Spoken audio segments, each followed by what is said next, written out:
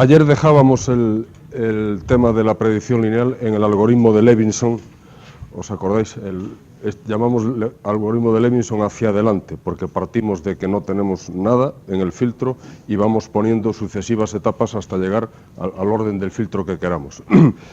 Por conectar de nuevo con la discusión de ayer, el algoritmo comienza de manera muy simple. La primera iteración es situar cuál es el error inicial, cuál es la potencia de error inicial. Si no hacemos ninguna predicción, la potencia de error inicial P sub 0 coincide con la propia correlación de la señal en el punto cero, es la potencia de la señal. Y los coeficientes en la etapa cero no hay, solamente hay uno, es el coeficiente que afecta a x de n. A partir de ahí ya podemos empezar la iteración del algoritmo de Levinson, en el que la ecuación que gobierna el cálculo de los coeficientes es esta que viene en el apartado 3, pero antes de llegar a ella, lógicamente tenemos que decidir cuánto vale K sub i, porque sin saber cuánto vale K sub i no podemos adaptar los coeficientes. Y el cálculo de K sub i es el que hacemos en el apartado 1 del algoritmo, es lo primero que se hace. Ya veis que para calcular el K sub i solo se necesitan conocimiento de lo que pasaba en la etapa anterior, porque todos los coeficientes son i menos 1, o sea que es conocido.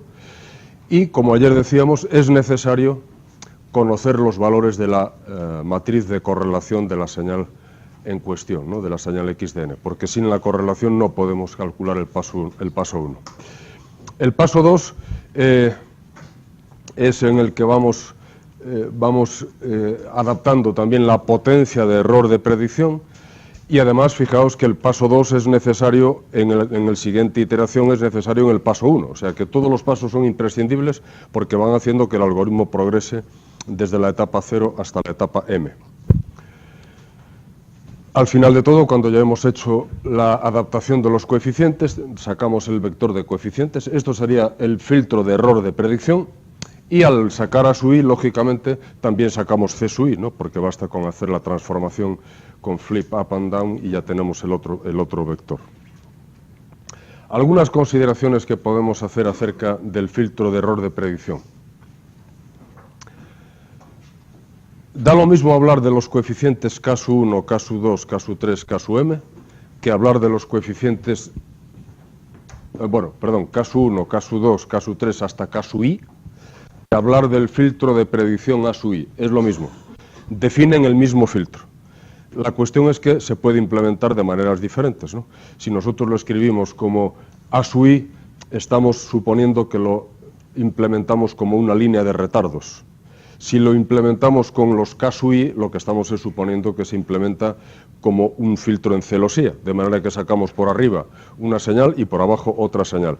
Pero la señal de arriba es exactamente la misma que si hiciésemos un filtro con los coeficientes A sub i, un filtro hecho con una línea de retardos normal y corriente. Si K sub i es distinto de 0, entonces todos los coeficientes cambian. Porque fijaos que esta ecuación de aquí indica que yo tenía unos ciertos coeficientes en i menos 1 y los coeficientes volteados en i menos 1. Si K sub i es distinto de 0, lógicamente estas sumas en general no van a dar igual que A sub i menos 1, es decir, que los coeficientes de predicción van cambiando todo el tiempo. Cada vez que adapto un nuevo coeficiente de reflexión, todos los coeficientes cambian. Pero lo que es importante es que en la estructura en celosía, una vez que yo fijé la primera sección y tiene los valores K sub 1 y K sub 1, ya no cambia. Eso ya quedó fijo. Luego pongo otra sección, K sub 2, K sub 2, pero la K sub 1 ya no cambia, quedó tal cual. Luego pongo K sub 3 y las dos anteriores quedan ya para siempre.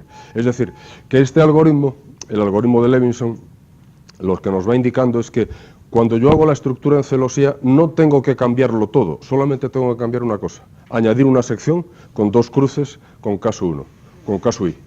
En cambio, si yo voy calculando los coeficientes de predicción lineal, los de la etapa 1 son diferentes de los de la etapa 2, son diferentes de los de la etapa 3 y así sucesivamente. ¿Cuándo no serán diferentes?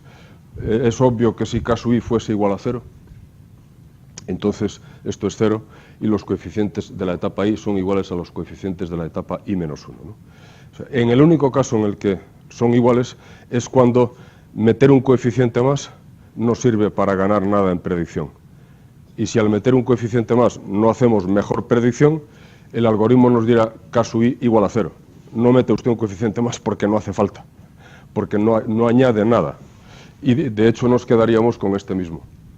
Y la diferencia importante es que con los K sub i, una vez calculados, ya está, ya no hay que volver a recalcularlos más adelante. Cuando yo tengo que pasar a un filtro de más coeficientes, las etapas que ya tengo ya me sirven, solo tengo que añadir.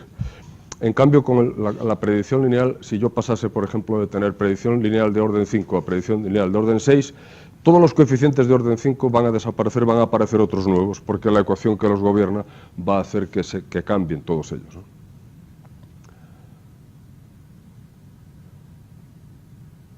¿Cuál sería el último coeficiente de predicción? Si yo supiese cuánto vale A sub i, supongamos que me dicen cuánto vale A sub i, cuál es el filtro de la etapa i. ¿Puedo saber, a partir de la información de que yo conozco este vector, cuánto vale K sub i?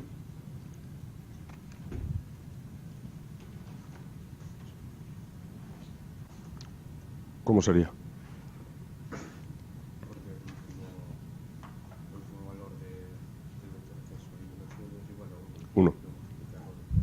Fijaos que este vector C sub i es el vector A sub i, pero al revés, ¿no?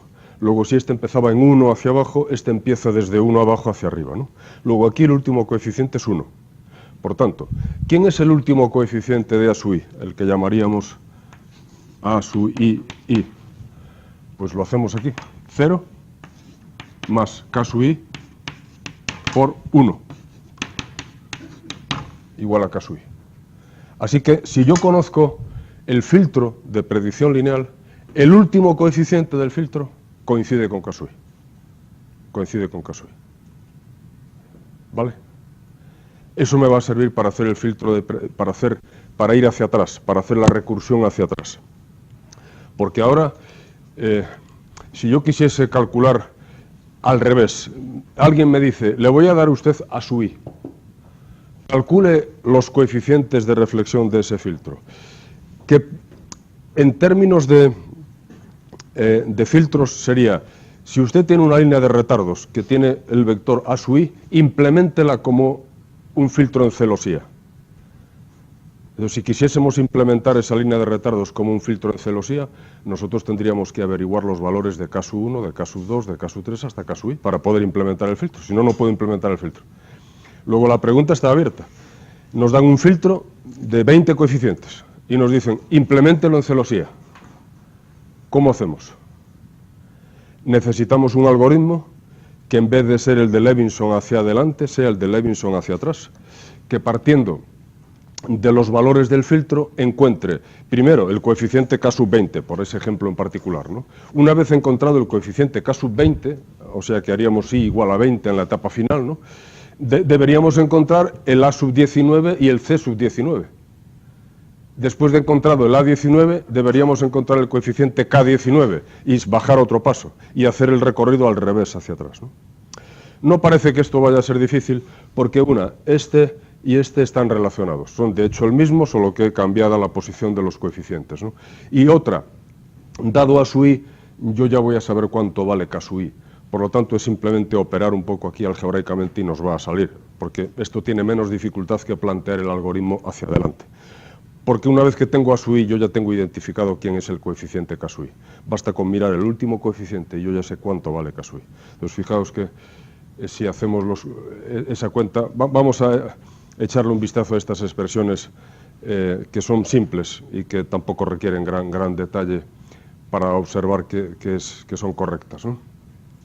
Primero, ¿cuál era la ecuación que gobernaba los filtros? Pues el filtro A sub i de z es igual, es esto que tenemos aquí. El filtro A sub i de z es igual al filtro A sub i menos 1 de z más K sub i por el filtro C sub i menos 1 de z con un retardo, ¿no es? Entonces hay que multiplicar por z menos 1 el segundo filtro. Ahora, ¿cuál es la ecuación que gobierna en lugar de A sub i de z, C sub i de z? Bueno, es la otra ecuación de la celosía, la que va por debajo. Y la que va por debajo nos dice que C sub i de z es igual a C sub i de z en la etapa anterior también con un retardo, más K sub I por el A sub I menos 1 de Z. Eso es la ecuación de la celosía por abajo. La otra, la primera, es la ecuación de la celosía por arriba. Y ahora, combinando esas dos, solamente hay que hacer una operación muy simple. Multiplicar la segunda por K sub I y restársela a la primera. Nada más que eso. Entonces, restamos A sub I menos K sub I por C sub I de Z. ¿Y qué nos queda? Pues los C sub I de Z se van en la segunda parte, ¿no? Porque si yo multiplico la de abajo por K sub I, la parte que afecta a C sub I es la misma, por lo tanto al restar me queda 0, se queda fuera. Entonces, ¿qué me queda? A sub I menos 1 de Z menos el K sub I por A sub I menos 1 de Z, pero multiplicado por K sub I. Luego me queda multiplicado por K sub I al cuadrado.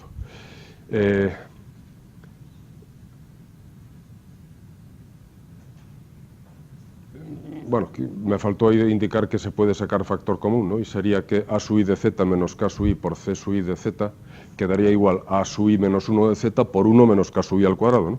Podría sacar factor común ahí, ¿no es? Tened en cuenta eso. En esa tercera ecuación, ahí puedo sacar factor común A sub I menos Z y me queda multiplicado por 1 menos K sub I al cuadrado. Entonces, si hago esa operación y despejo A sub I menos 1 de Z, me va a quedar a todo lo que hay al otro lado partido por 1 menos K sub I al cuadrado.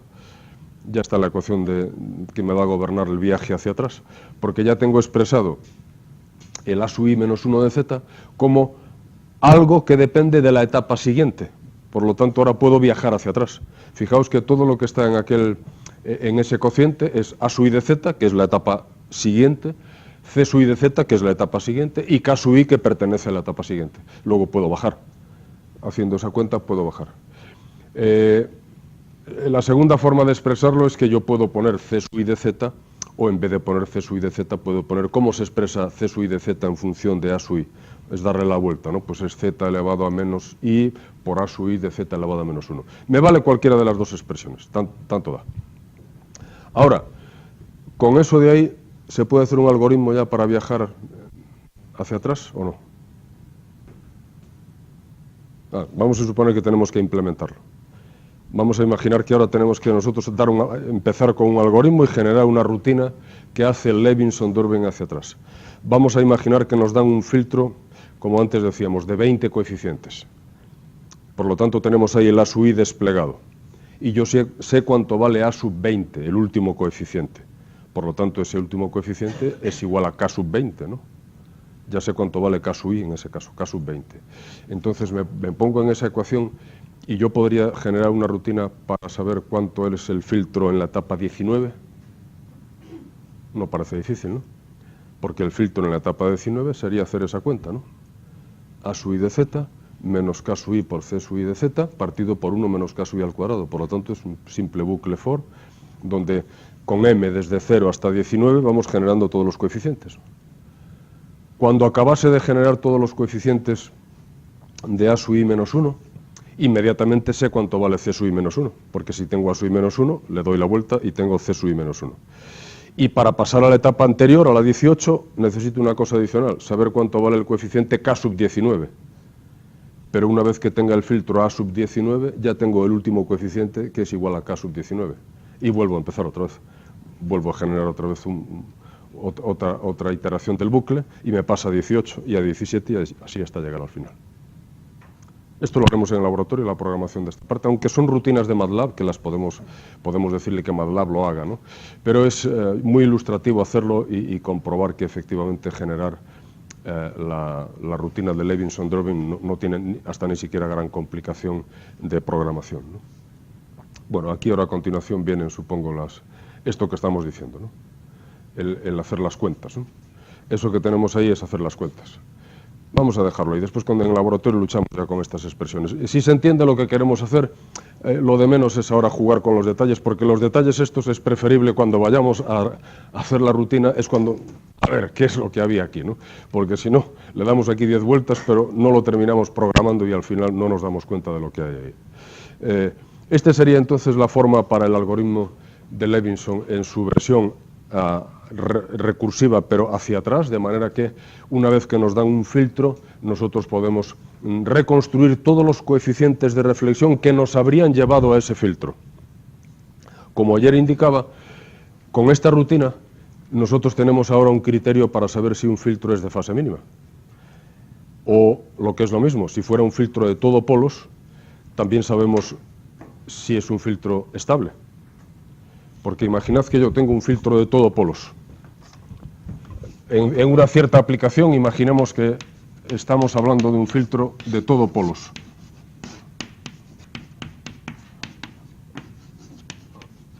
Entonces, me propongo averiguar si el filtro ese de todo polos es un filtro estable. ¿Qué tengo que comprobar para saber si un filtro de todo polos es estable? Que todos sus polos están en el círculo unidad, ¿no es así? Pero si esto es un filtro todo polos, me fijo en A de Z. A de Z es un filtro todo ceros. Luego, si 1 partido por A de Z ha de ser estable, ¿cómo debe ser A de Z? De fase mínima. Tiene que tener todos sus ceros dentro del círculo unidad, de manera que entonces ese filtro tendrá todos sus polos en el círculo unidad. Luego, el problema de comprobar si un filtro todo polos es estable es el mismo que el de comprobar si un filtro todo ceros es de fase mínima. Así que es la misma historia. Da igual comprobar que un filtro de todo polos es estable o comprobar que un filtro FIR es de fase mínima. Así que al final todo revuelve en que ya tengo el vector A de Z y tengo que comprobar si el vector A de Z es si el filtro A de Z es de fase mínima. Le aplico la recursión de Levinson-Dörbing, viajo hacia atrás, y si todos los coeficientes de reflexión en módulo son menor que 1, ese filtro es de fase mínima. Si alguno de los coeficientes de reflexión es igual a 1 o es mayor que 1 en módulo, entonces ya sé que no es de fase mínima. Y ayer discutíamos, ¿podría tener un criterio para saber si es de fase máxima? Bueno, el hecho de que no sea de fase mínima no implica que sea de fase máxima, ¿no? Simplemente es un filtro que tendrá algunos ceros dentro del círculo unidad y otros fuera del círculo unidad. Pero como ayer comentábamos, si nos diesen un filtro y nos preguntasen, ¿será este filtro de fase máxima? Hay una forma de hacerlo, ¿no? Que es el filtro, primero le damos la vuelta, y si al que le damos la vuelta es de fase mínima, el otro es de fase máxima, y si no, no. Así que tenemos un criterio para saber al mismo tiempo si un filtro es de fase mínima o de fase máxima. Lo que no tenemos es un criterio para saber cuántos ceros van a quedar dentro y cuántos ceros van a quedar fuera. Eso no se puede. Pero en los casos extremos, con el algoritmo de Levinson, lo sacamos. Sacamos cuáles son los de fase mínima y sacamos cuáles son los de fase máxima. Ya digo que yo prefiero no entretenerme excesivamente en las expresiones algebraicas, porque cuando lleguemos al laboratorio es mucho mejor. Es el momento en el que uno ya por fin cala en las cosas y las entiende, ¿no? Vamos a ver un poco, ayer ya lo comentamos, las propiedades del filtro de error de predicción. Este primero es el que hemos comentado ahora, ¿no? Dado que el filtro de errores es causal y de fase mínima, como hemos comprobado, ¿no? Tiene todos sus ceros en el círculo unidad. Eso quiere decir que si el filtro de error de predicción es de fase mínima, el filtro 1 partido por A de Z es estable, ¿no? Tal como acabamos de discutir ahora. Porque A de Z es de fase mínima, luego 1 partido por A de Z es estable.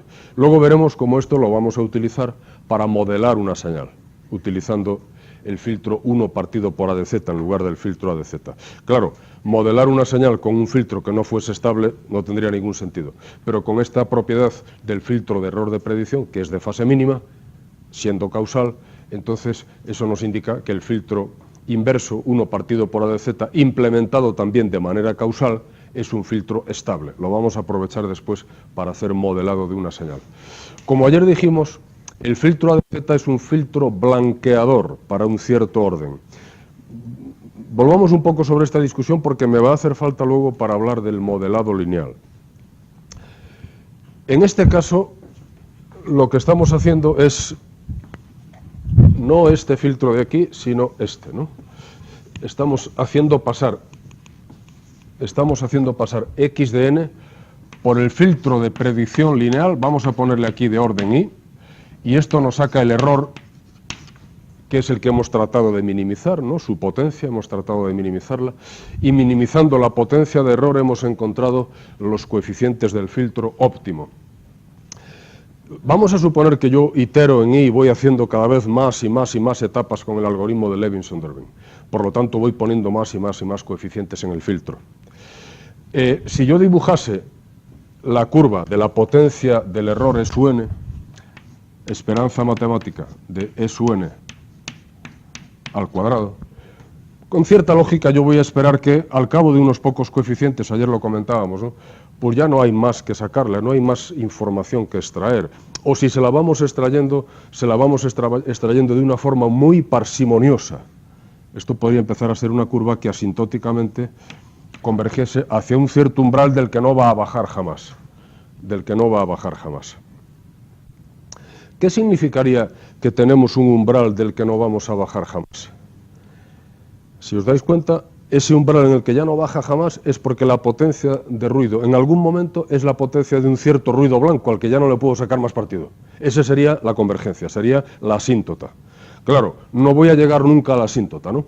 Probablemente si meto más y más coeficientes voy a ser capaz de mejorar el quinto decimal en la potencia de error, seguro, y después el décimo decimal, y llegará un momento que ya ningún ordenador será capaz de decidir qué decimal es el que he sido capaz de mejorar. Pero eso es justamente cuando decimos que algo converge asintóticamente, ¿no?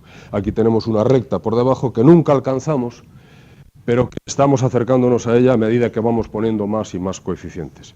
¿Qué simboliza esa recta? Que no va a ser cero. Esa recta tiene siempre está a esta altura del eje. ¿Por qué?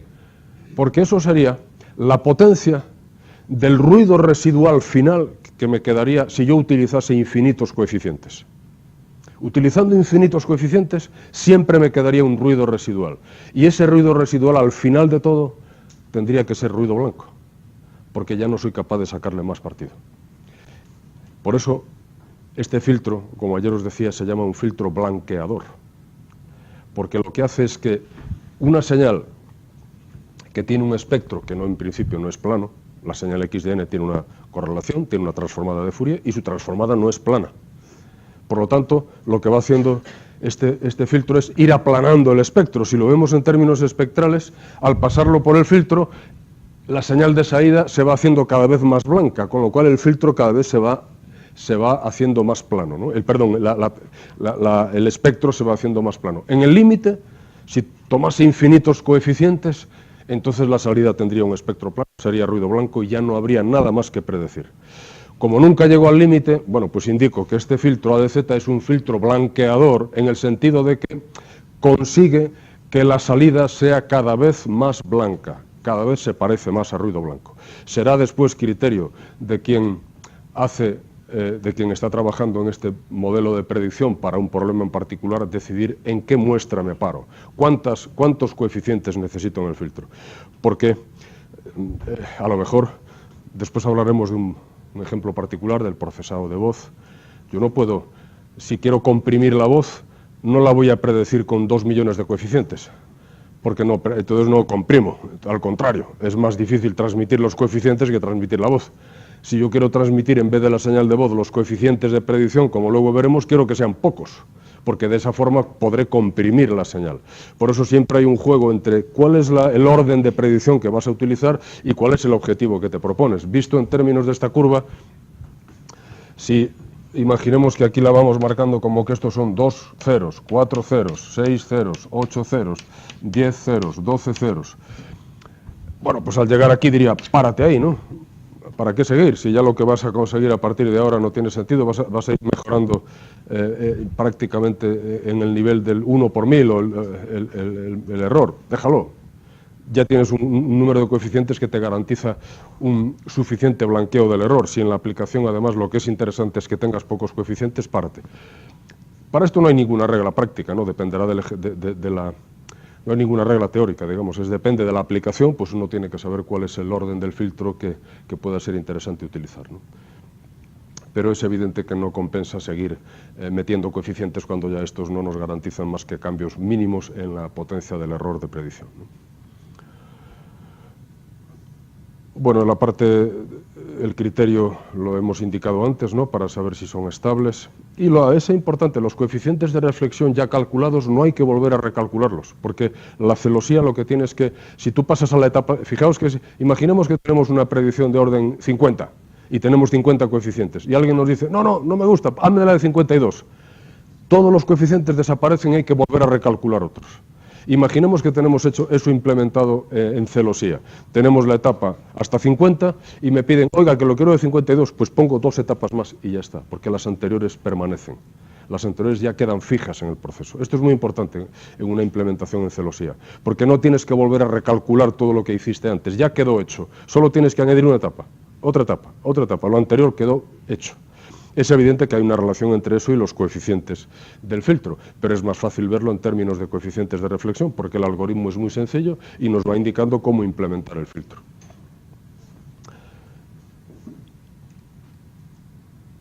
Ahora vamos a hablar de modelado, vamos a dar el salto. Hasta ahora estamos diciendo, tengo una señal, hago predicción y sale un error. ¿Y si le damos la vuelta a esto? Si hacemos que la salida mire en dirección contraria, es lo mismo que decir, ¿por qué filtro debería pasar yo ahora para que la salida fuese aproximadamente igual a x de n?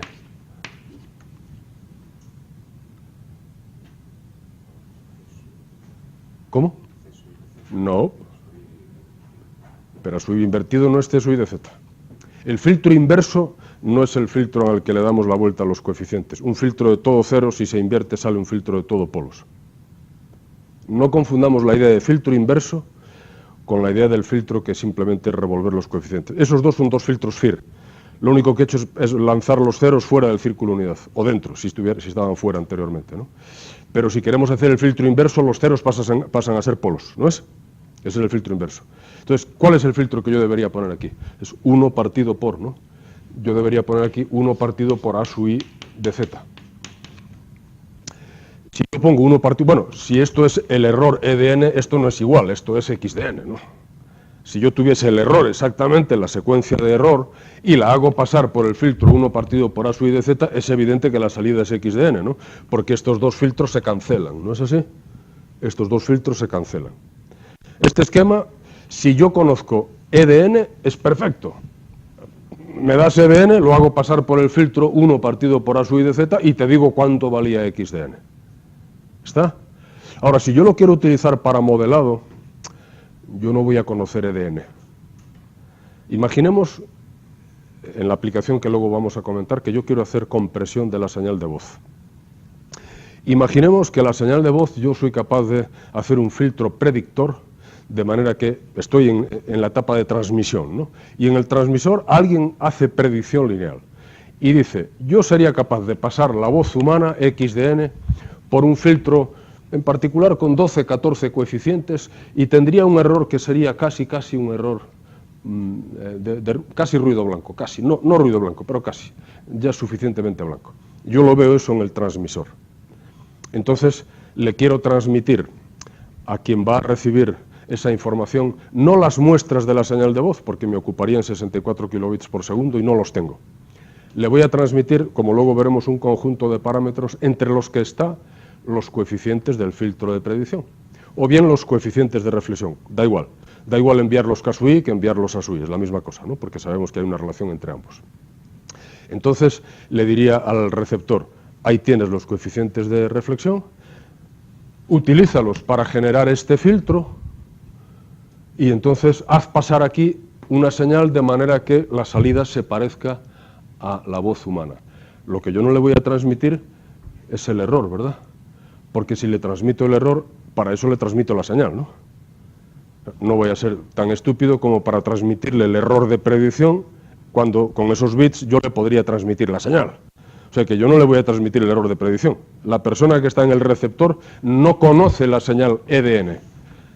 Esto no lo conoce. Esa parte, el receptor sabe que si pasa x de n por este filtro de predicción, la salida es aproximadamente ruido blanco. Eso es todo lo que sabe. Pero no sabe cuál es la salida en particular, no la conoce, porque no se la vamos a transmitir, porque sería estúpido transmitir la señal de error cuando yo podría transmitir la propia señal, ¿no? Lo que yo no quiero es transmitir la señal, lo que quiero es transmitir los coeficientes. ¿Cómo haría entonces? ¿Qué es lo que haría el receptor para tratar de regenerar la señal de voz x de n? Ahora somos el receptor. Nos han regalado unos coeficientes de un filtro que va a ir en el denominador, porque ya vemos que el esquema es que lo que estaba allí como todo ceros, aquí va a pasar como todo polos. ¿Qué ponemos aquí a la entrada? Y ahora sí que es Vamos a llamarle a esa entrada SDN. Va a pasar por 1 partido por A I de Z. Y esto yo quiero que se parezca a XDN. Quiero que se parezca, no tiene que ser exactamente igual a XDN. Además cuento con una ayuda fundamental, que es el oído humano, que es extraordinario. Aunque haya pequeñas diferencias, el oído humano es capaz de reconocer, es capaz de entender y es capaz de filtrar todo eso. ¿Qué señal, qué tipo de señal voy a poner ahí a la entrada para ser capaz de dar a la salida algo que se parece a XDN? Parece que si meto ruido blanco, ¿no? Parece que si meto ruido blanco la cosa funcionaría, ¿no? Y esa es la idea. La idea es que aquí entonces voy a poner ruido blanco. Pero no este ruido blanco, porque ese no lo conozco. Eso es generar un tipo de ruido. Bueno, luego veremos que es un poco más sofisticado, porque en la voz humana a veces el modelado no se produce con ruido blanco que pasa a través de los pulmones, sino con las cuerdas vocales vibrando, como algún día hemos comentado, y eso es un tren de pulsos. O sea que la entrada algunas veces va a ser blanca, otras veces va a ser un tren de pulsos. Pero lo importante es la idea que hay aquí detrás, es que si esta señal tiene el espectro plano, entonces a la salida conforma una señal, bueno, que se va a parecer bastante a XDN, en la medida en que, en la predicción lineal hayamos llegado ya bastante lejos, ¿no?, en esta curva, ¿no es? Si yo me quedo en la predicción lineal aquí con 2 coeficientes, pues probablemente esto no se parezca a XDN. Si yo solo transmito 2 coeficientes, no se parece a XDN. Este ejemplo nos serviría muy bien para lo que es la voz, porque la voz, al llegar a 12, 14, 16 coeficientes de predicción, ya no mejoras mucho más. Ya empiezas a mejorar muy poquito. De hecho, las mejoras que introduces, el oído ya no te las va a agradecer, porque ya el propio oído hace esas mejoras. Con lo cual dirías, bueno, ya me he quedado ahí en el campo en el que empezó la curva a decaer y ya no hay mucha ganancia en seguir prediciendo, me retiro de la predicción, 14 coeficientes, envío 14 coeficientes de reflexión, el receptor ya tiene el filtro 1 partido por A sub I de Z, y entonces lo que hace es generar aquí simplemente una rutina de ruido blanco, la hace pasar en la confianza de que la salida estadísticamente se parece a XDN. Porque no va a ser exacta, las muestras no van a coincidir, ¿no?, pero las propiedades estadísticas sí van a coincidir, es decir, su espectro se va a aparecer. Fijaos que aquí lo que hay en realidad, esto es un análisis espectral, ¿no?, porque espectralmente aquí lo que necesito es un espectro plano, para que el espectro de la salida se parezca al de XDN, y eso es lo que estoy haciendo. No estoy haciendo que las muestras de la salida XDN vayan a coincidir con lo que yo dije, nada que ver. Pero las propiedades estadísticas de las muestras que genere el receptor van a ser muy parecidas a las propiedades estadísticas de la persona que está hablando. Y eso es suficiente para que el oído lo perciba con bastante calidad. De hecho, se puede llegar a hacer hasta con 2400 bits por segundo y se entiende perfectamente. Hay una cierta distorsión de la voz y es posible que a veces no se reconozca al locutor, pero se entiende perfectamente. En aplicaciones donde lo importante es saber lo que alguien dijo, 2400 bits por segundo sobran para codificar la voz. Y el modelo es este de aquí, pero no es solo para la voz, esto es genérico, por eso aquí lo ponemos de manera genérica, ¿no? Fijaos que aquí lo que estamos diciendo ahora es, teníamos una predicción lineal y ahora voy a hacer modelado lineal. Esto en definitiva, ¿esto qué sería? Yo tengo una señal XDN y doy para esa señal un modelo. ¿Qué tipo de modelo? Un modelo todo polos. Voy a decir que esta señal se puede generar como ruido blanco pasando por un filtro de todo polos. Eso es lo que se llama modelado autorregresivo. Nosotros le llamaríamos modelado todo polos. Es tener una señal que tiene un cierto espectro en el que vemos que no hay ceros y la modelamos como si fuese un modelo AR. El modelo AR no nos da XDN. Tendríamos que decir que la salida aquí es una cierta señal XDN, pero no tiene por qué ser exactamente igual a XDN. Lo importante es que si se parece lo suficiente, entonces me puede ayudar a muchas cosas. La más fácil es la de compresión, ¿no? Pero no solamente compresión, hay otras cosas que yo puedo hacer cuando soy capaz de modelar una señal. Si yo sé que una señal obedece a un modelo, ya tengo muchísima información sobre esa señal y puedo hacer... puedo utilizarla en las aplicaciones con más conocimiento. Cuando no sé absolutamente nada de la señal, pues me tengo que quedar simplemente con la información que me aporta directamente la transformada de Fourier, el periodograma, esto que veíamos en en los capítulos anteriores, ¿no?, donde es bastante ciego, ¿no?, y nos producen estimaciones que son poco confiables. En cambio, si yo sé que el espectro de la señal lo puedo modelar como un espectro de todo polos, me da una potencia tremenda, porque ya solamente se trata de buscar dónde debo poner los polos para que el modelo funcione bien. Y dónde debo poner los polos es lo mismo que decir, calcule usted los coeficientes del filtro de error de predicción, y eso sé hacerlo. Por lo tanto, ya todo el puzzle encaja, ¿no? Así que hemos saltado de la predicción lineal, sin darnos cuenta, al modelado lineal. Haciendo predicción lineal somos capaces de hacer modelado lineal. Nos dan una señal XDN. ¿Cómo hacemos para generar para la señal XDN un modelo en el que entra ruido blanco por un filtro todo polos y sale XDN? ¿Cómo haríamos? Fácil. Agarramos XDN, hacemos predicción lineal sobre XDN, nos sale un filtro de predicción lineal ADZ, y en vez de utilizar el ADZ, utilizamos 1 partido por ADZ y ya tenemos un modelo lineal para la señal. La única condición es que la entrada de ese filtro debe ser ruido blanco. Debe ser ruido blanco. El espectro de la entrada debe ser plano. De esa forma, el espectro de la entrada se colorea a través del filtro y nos aparecen, pues, donde la posición de los polos nos van a marcar montañas en el espectro, ¿no? Eso es la forma en la que se hace modelado lineal. Así de simple. Tener una señal, hacer predicción lineal, sacar el filtro ADZ, ponerlo en el denominador, ponerle ruido blanco a la entrada, ya tenemos un modelo lineal para la señal. Fijaos que estamos hablando de modelado todo polos. Si quisiésemos hacer un modelo en el que tuviésemos arriba B de Z, la cosa se complica muchísimo. Porque esto se puede hacer porque un modelo todo polos tiene en el denominador un filtro que tiene un número de polos. 8, 6, 10, los que sea, pero un número finito, ¿verdad? Esos polos en predicción lineal se convierten en ceros, ¿no?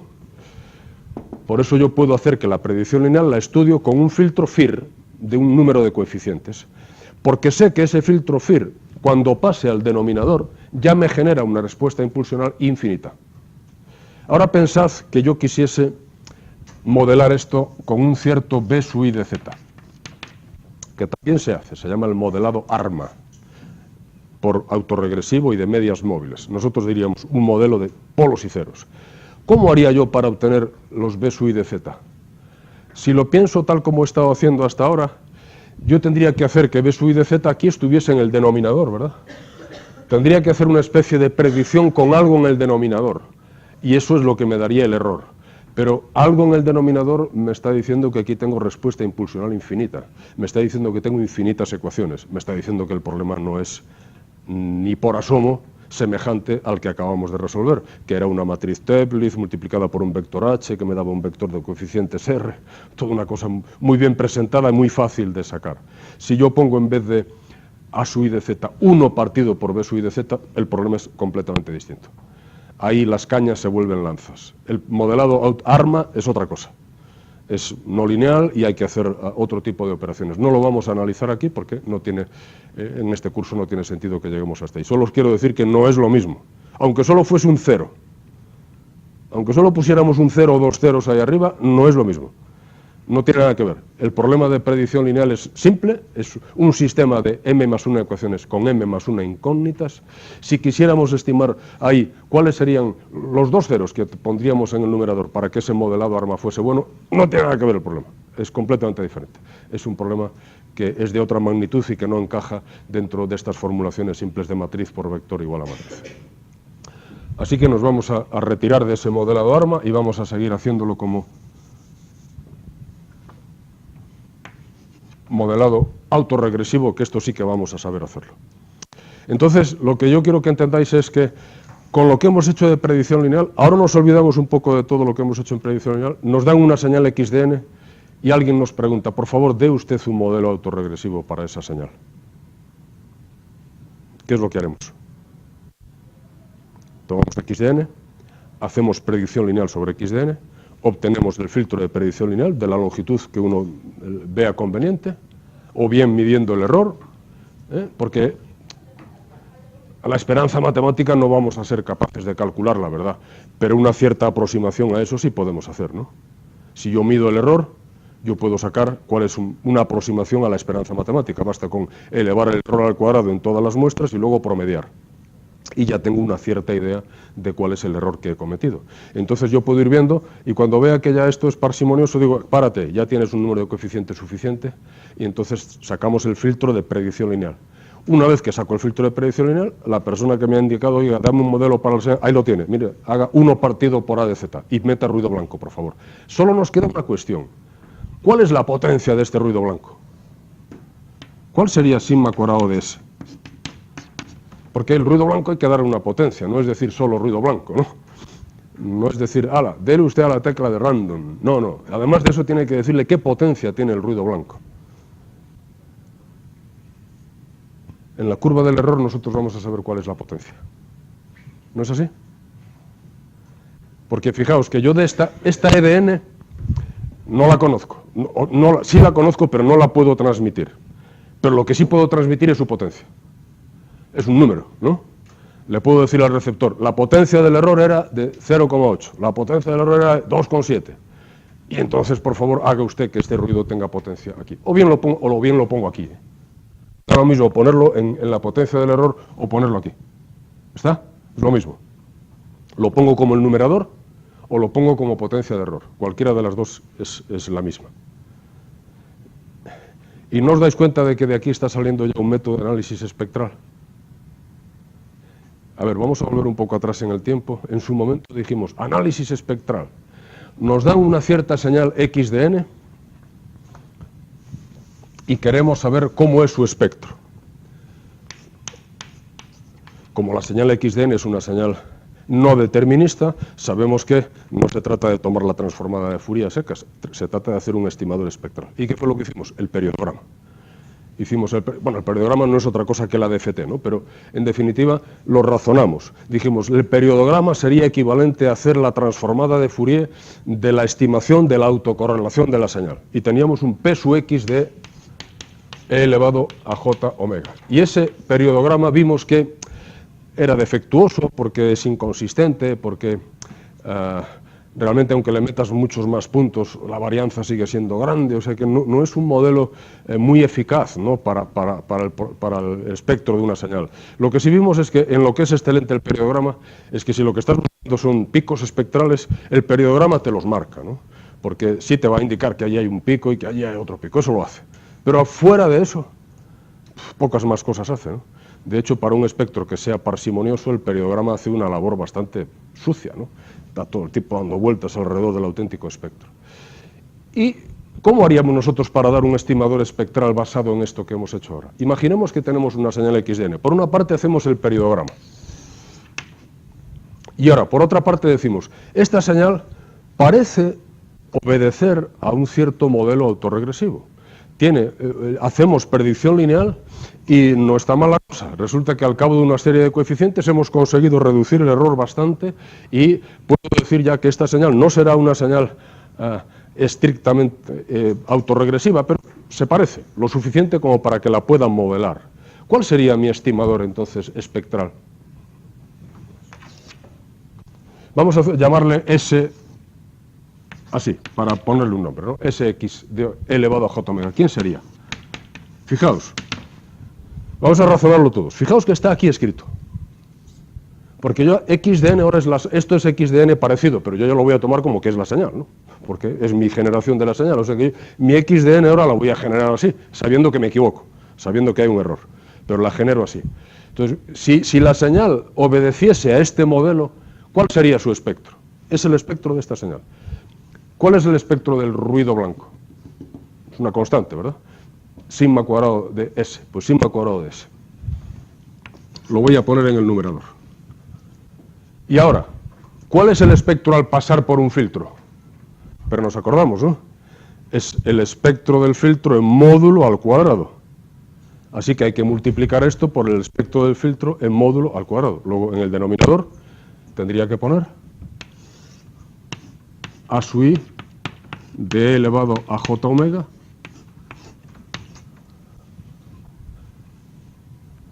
ya tengo el estimador espectral. Ya está.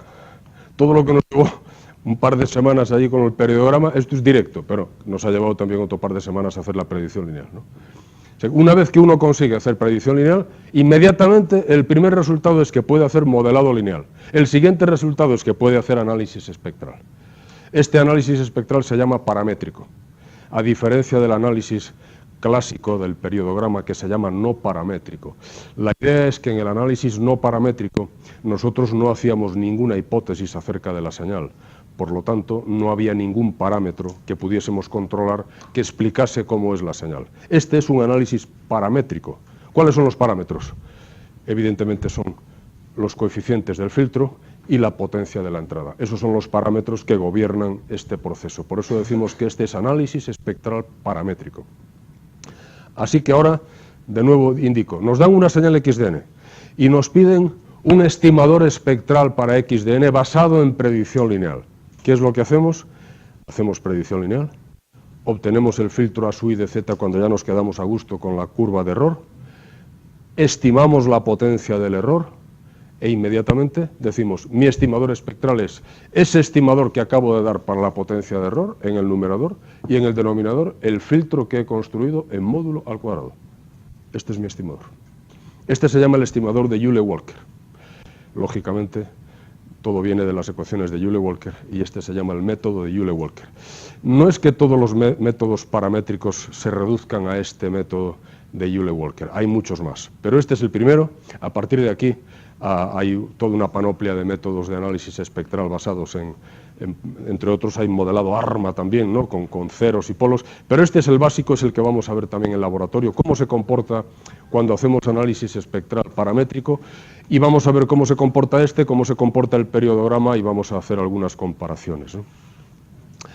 Para finalizar vamos a ver el ejemplo de la voz, ¿no? Porque hemos hablado de él tanto.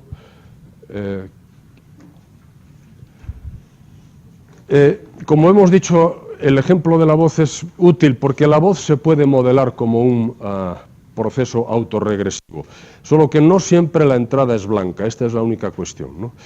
El tracto vocal lo que hace es conformar lo que sería nuestro filtro. El tracto vocal viene siendo el filtro y el tracto vocal nos va a generar los polos. Las resonancias del tracto vocal se van a convertir en los polos, que viene siendo lo que vimos en los formantes cuando hacíamos el espectro de banda estrecha de la voz. Los formantes nos indican la posición de los polos de la persona que está hablando. No es exactamente la posición de 784 hercios, pero sabemos que está entre 600 y 800 hercios, ahí tenemos una mancha en el espectro, es como si tenemos una cierta montaña espectral, ¿no? Nos indica que ahí hay una resonancia del tracto vocal. Y de hecho, con 12 o 14 coeficientes somos capaces de dar casi todas las resonancias del tracto vocal, que son 4 o 5. Y con eso, con 10, 12, 14 coeficientes, es suficiente para modelarlas, ¿no? Eso es una parte. Una parte que nos indica cómo es el filtro, la otra parte es cómo es la entrada. Si la entrada fuese difícil de generar, entonces no tendría sentido hacer un modelo para la voz humana. Pero la entrada tiene dos versiones. Hay fonemas sordos y fonemas sonoros. La S es el típico ejemplo de fonema sordo, ¿no? Porque si uno pronuncia una S seguido, ya se da cuenta de que las cuerdas vocales no han hecho nada. Es expirar nada más que aire, ¿no? Ese es ruido. En cambio, cuando decimos R, cuando decimos T, P, en todas esas las cuerdas vocales han tenido que vibrar para poder producir esos sonidos. Además de que después los labios, la lengua, ayudan a que la conformación final del sonido sea una y no otra. La generación del sonido no puede haber sido sorda, tiene que haber sido sonora. Por tanto, en la generación de la voz humana, por ahí decimos, estamos haciendo 16 coeficientes para este, y eso es el espectro de un fonema sordo y el otro es el espectro de un fonema sonoro. En el espectro del fonema sonoro queda mucho más marcado dónde están las resonancias del tracto vocal. Fijaos cómo los picos del espectro quedan clarísimos. Por eso cuando vemos un espectrograma donde tenemos un fonema sonoro, se ve perfectamente la mancha negra en los formantes. En cambio, cuando tenemos un espectro con un fonema sordo, es mucho más suave. Los picos, bueno, hay que intuirlos, ¿no? Hay cierta información espectral en los formantes, pero no es la misma. No es la misma intensidad que la que tendríamos en el fonema sonoro. Por eso cuando veíamos el espectrograma, en las zonas de fonemas sordos, no era negro, era una cosa un poquito amarillo, otro poquito amarillo, otro poquito amarillo, porque nos estaba marcando que son ciertas intensidades espectrales, pero no tan altas como en el caso de los fonemas sonoros. Lo cual no quita para que sea exactamente el mismo formante, la misma posición, porque esa depende del tracto vocal, no depende de la entrada, no depende de que sea cuerdas vocales o sea ruido blanco. El tracto vocal es el mismo. Las resonancias están en el mismo sitio. Una vez que yo he pillado las resonancias, ya me sirven para modelar tanto los fonemas sordos como los fonemas sonoros. Así que en análisis de la voz, tengo la voz SDN, hago Levinson-Dörbing, obtengo los coeficientes de predicción lineal, tengo ya el filtro de modelado lineal, que es 1 partido por el filtro de predicción lineal, y ahora tengo que hacer... bueno, eso nos daría el error para el fonema sordo y sonoro. ¿Por qué los errores son diferentes? Fijaos la forma que tiene el error arriba y la forma que tiene el error abajo. En el fonema sonoro, el error tiene ese aspecto. ¿Y cómo va a ser entonces la entrada que yo le voy a meter al sistema para que me genere la vuelta? ¿Va a ser ruido blanco? Pulsos. Pulsos. Es tan simple como es pulsos. Olvídate de lo que hay entre los pulsos y transmite solamente los pulsos. ¿Qué más da transmitir esa señal de error que transmitir un pulso, cero, un pulso, cero? Eso es lo que interesa, la periodicidad. ¿Con qué está relacionada la periodicidad? Lo que hablamos el otro día con el espectrograma. ¿Con qué característica de la persona? Que dijimos, cada uno de nosotros tiene una frecuencia fundamental, el pitch, decíamos, ¿no? Eso es lo que viene ahí. Esa periodicidad está marcada por la frecuencia fundamental de cada persona. Y es distinta para cada uno de nosotros.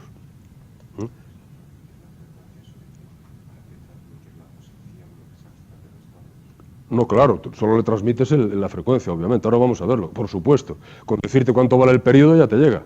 Claro, claro. Es que imagínate que tuvieras que ir diciendo dónde va cada pulso, entonces estamos en la misma. Si tú tienes que ir diciéndole dónde va cada pulso, para eso transmite la voz. Lo que hay que decirle es, transmite pulsos con una periodicidad de tanto. ¿Está? ¿Lo has pillado? ¿No? Pues no se trata de transmitir la posición de los pulsos. Es decir, mira, estos pulsos van espaciados en t igual a 1 partido por no sé cuánto. ¿Listo? Ese es el asunto, que podemos simplificar la información. En el de abajo es más simple, ¿no? Porque como es ruido blanco, lo que le tengo que dar es, mira, ruido blanco de esta potencia. Listo, genéralo, ¿no? Entonces, ¿cómo es el esquema final? Simplificando, ¿no? Porque todos estos codificadores de voz luego tienen muchas triquiñuelas para ser capaces de operar, entre otras cosas, porque los fonemas pasan de sordo a sonoro en zonas de transición, a veces de sordo, a veces hay que ir haciendo mucha triquiñuela para ir pasando. Esto ya comprenderéis que no es una señal estacionaria, ¿no? Porque las características estadísticas de la voz varían con el tiempo. Luego, no estamos hablando de un proceso estacionario en sentido amplio, pero sí se puede decir que es un proceso estacionario a trozos.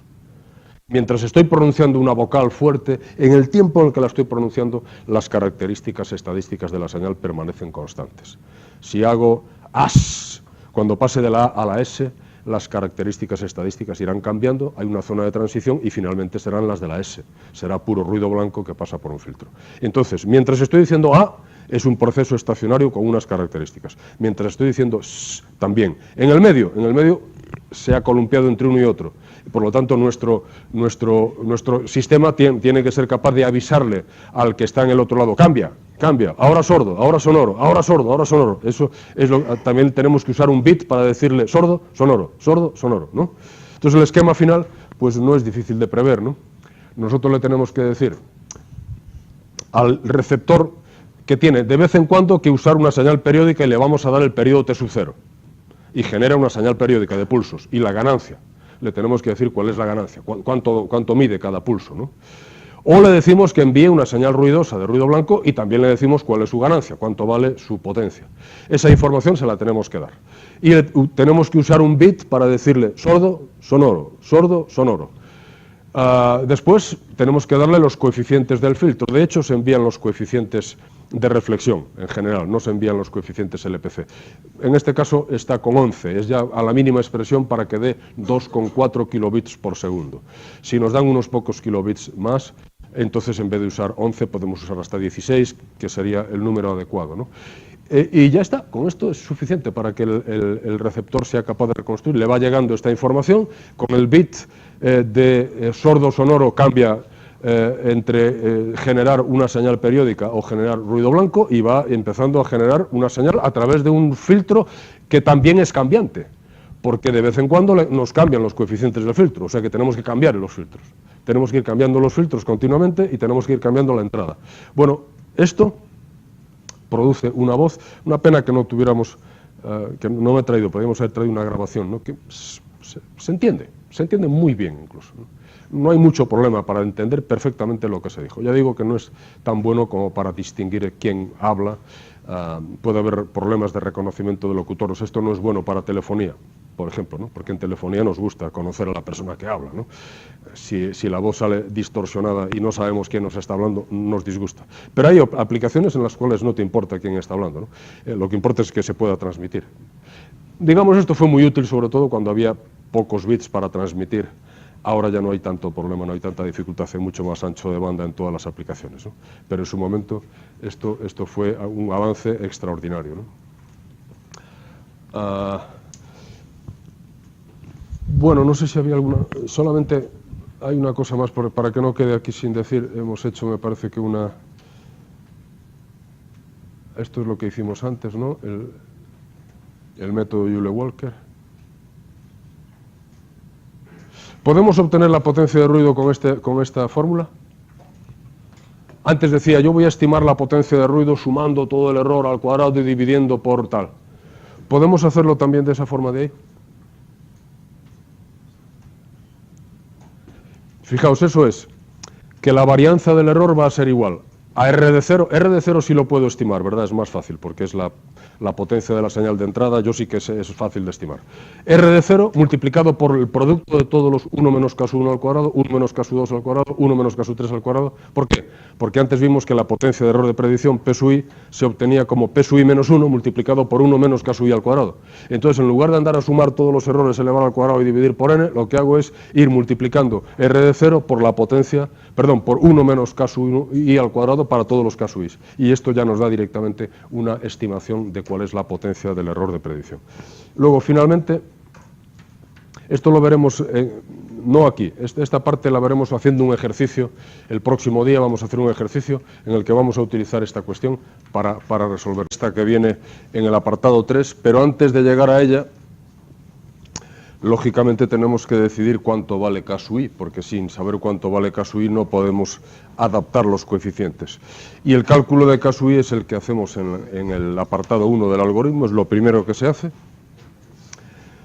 Ya veis que para calcular el casu i solo se necesitan conocimiento de lo que pasaba en la etapa anterior, porque todos los coeficientes son i menos 1, o sea que es conocido. Y como ayer decíamos, es necesario conocer los valores de la matriz de correlación de la señal en cuestión, ¿no? De la señal x de n, porque sin la correlación no podemos calcular el paso 1. El paso 2 es en el que vamos adaptando también la potencia de error de predicción, y además fijaos que el paso 2 es necesario en el siguiente iteración, es necesario en el paso 1, o sea que todos los pasos son imprescindibles porque van haciendo que el algoritmo progrese desde la etapa 0 hasta la etapa m. Al final de todo, cuando ya